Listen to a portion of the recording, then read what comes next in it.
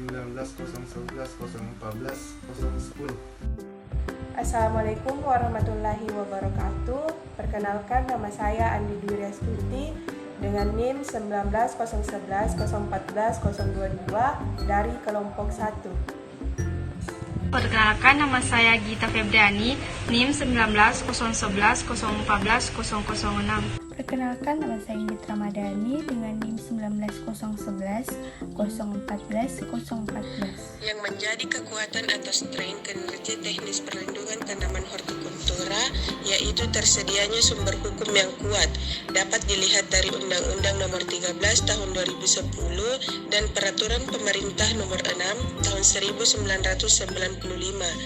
Dengan diterbitkannya Undang-Undang Republik Indonesia Nomor 13 Tahun 2010 tentang tanaman hortikultura menjadi payung hukum untuk mendorong pembangunan dan perlindungan tanaman hortikultura.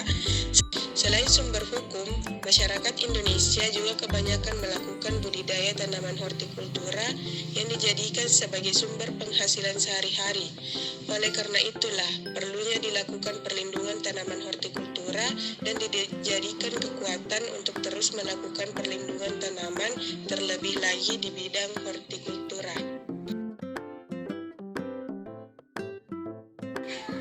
Weaknesses atau kelemahan adalah kegiatan-kegiatan organisasi yang tidak berjalan dengan baik atau sumber daya yang dibutuhkan oleh organisasi tetapi tidak dimiliki oleh organisasi.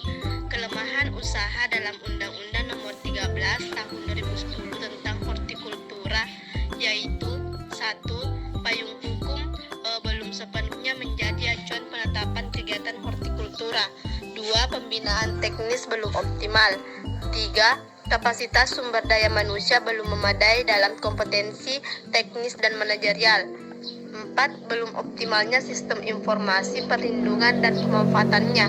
5. Penyediaan dan pemanfaatan NPSK belum memadai. 6. Belum optimalnya sistem kerja. 7. Kelembagaan perlindungan hortikultura masih lemah. 8. Teknologi spesifik lokasi untuk komoditas dan wilayah masih terbatas. Baik, di sini saya akan menjelaskan tentang opportunities atau peluang. Peluang merupakan situasi utama yang menguntungkan dalam lingkungan suatu perusahaan. Dalam Undang-Undang Nomor 13 Tahun 2010 tentang hortikultura, adapun peluang sebagai berikut. Yang pertama yaitu kelembagaan perlindungan hortikultura di daerah tersedia. Kelembagaan pemerintah baik di pusat maupun daerah cukup memadai walaupun bervariasi. Di samping itu sudah cukup banyak kelembagaan di tingkat petani seperti pusat, daerah provinsi, daerah kabupaten dan kota, dan petani. Yang kedua yaitu penerapan program perlindungan hortikultura terbuka luas. Dalam era globalisasi, perdagangan dan investasi tidak lagi dibatasi secara geografis. Penanaman modal asing pada sektor pertanian akan meningkat, terutama pada kegiatan yang mempunyai keunggulan kompetitif. Yang ketiga yaitu informasi tersedia dalam dan luar negeri.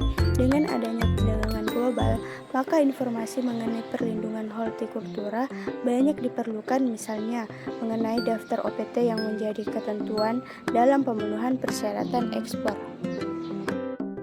Selanjutnya yang keempat, ada tren produk aman konsumsi dan ramah lingkungan.